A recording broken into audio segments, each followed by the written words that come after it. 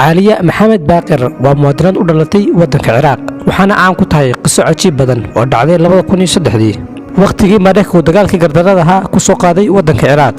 caaliya ayaa lagu qoray bogga taariikhda dunida gaar ahaan taariikhda Ciraaq waxaana ay noqotay tusaale ku deedaan dad badan oo ku nool dunida daafaheeda. qisadu waxay ka bilaabantay markii ciidamada xulafadu ay dalbadeen in ginta lagu rido dhismaha maktabadii qaranka ee magaalada Basra oo ahaa dhismo aad u adag. caaliyo ahayd mas'uulka maktabadda ayaa laga dalbaday inay maktabadda albaabada u furto si loo dhigo qalabkii isgaarsiinta. kadib way ogolaatay balse waxay dalbatay inay maktabadda kala baxdo buugaagii qoraallo. way ka diideen sababtoo ah ujeedkooda koobaad ay ah inay burburiyaan taariikhda iyo qoraalada qadiimiga ah ee yaala maktabadda.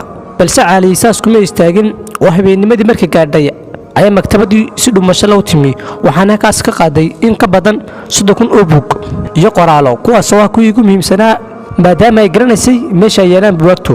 waxyaalaha cajiibka ah meesha ka dhacay wax ka mid ah waraqay qaadaysay ama buugagtii qaadaysay wax ka mid ah qaar ka hadlayay suubaneeni maxamed sallallahu alayhi wasallam. sidoo kale waxa ku jiray qisooyinkii iyo taariikhihii markaas la qoray oo ahaa kuwii asxaabta. caaliyana buugagtii faraha badnaa waxay geysay gurigeeda. qisadan waxa wax ka qoray dad aad u badan sidoo kale waxa lagu soo bandhigay masraxyo aad u badan. qaar ka mid ah dugsiyada reer galbeedkuna waxay ku dareen waxbarashadooda sida ardayda ugu noqoto dhiirigelin hadhowna u ilaaliyaan taariikhooda iyo hantida markaas loo dhiibtay.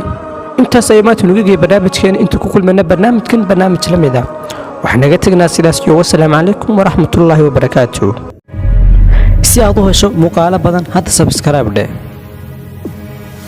oo ka mid noqo kumanaanka qof ee ku xiran channelkayga Xamza Jooqane.